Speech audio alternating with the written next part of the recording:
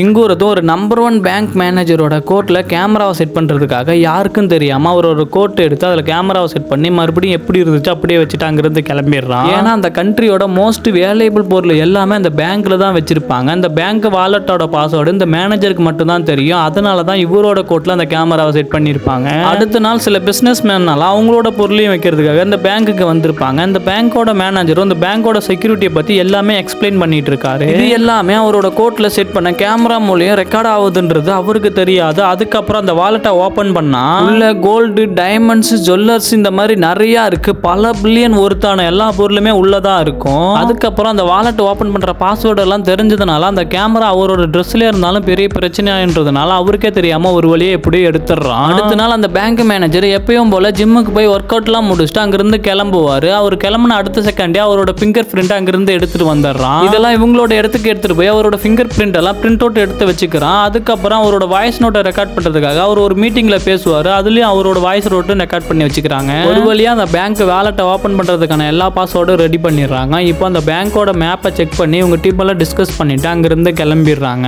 இப்போ எல்லாருமே அந்த பேங்க்குக்கு பின்னாடி வந்துடுறாங்க. இருந்தாலும் அந்த பேங்கை கொள்ளையடிக்கணும்னா ஃபர்ஸ்ட் அந்த பேங்கோட சர்வரை ஹேக் பண்ணணும். அதனால அந்த பேங்க் சர்வர் இருக்கிற ரூமுக்கு பின்னாடி பெரிய ஹோல்ஸ் போறதுக்காக ட்ரை பண்ணிட்டு இருக்காங்க. ஒரு வழியா ஹோல்ஸ் போட்டு எந்த சவுண்டும் இல்லாம ஒரு ஆள் போற அளவுக்கு பெரிய ஹோல்ஸை ரெடி பண்ணிடுறாங்க. அதுக்கப்புறம் ஒருத்தர் அந்த ரூமுக்குள்ள போறாங்க. ஃபர்ஸ்ட் இவங்க அந்த சர்வர் ரூமுக்குள்ள போன உடனே கேமராவை கட் பண்றாங்க. அதுக்கப்புறம் அலாரம் சவுண்ட் வர்றதையும் கட் பண்ணிடுறாங்க. செக்யூரிட்டிக்கெல்லாம் திடீர்னு இது என்ன நடக்குதுன்னு ஒன்றும் புரியல. அதுக்கப்புறம் 2 பேரும் பெரிய பேக் எடுத்துட்டு அந்த வாலெட் இருக்கிற ரூமுக்கு வர்றாங்க. இவங்க நினைச்ச மாதிரி அந்த ஃபிங்கர் பிரிண்ட்டை வைக்கிறாங்க. ஓப்பன் ஆயிருது. ஓப்பன் ஆனதுக்கு அப்புறம் இவங்க நினைச்சதை விட உள்ள நிறைய பொருள் இருக்கு. இதெல்லாம் பார்த்து ரொம்ப ஹாப்பி ஆயிடுறாங்க. அதுக்கப்புறம் இவங்க எடுத்துட்டு அந்த பேக்ல எல்லாத்தையும் எடுத்து வச்சிட்டு இருக்காங்க. இவன் மட்டும் ஒரு பழைய காலத்து பெயிண்டிங் எடுத்து பார்த்துட்டு இருப்பான். அந்த நேரம் இவங்க எல்லாம் எதிர்பாரா விதமா ஒரு செக்யூரிட்டி கன்னோட உள்ள வந்துடுறாரு.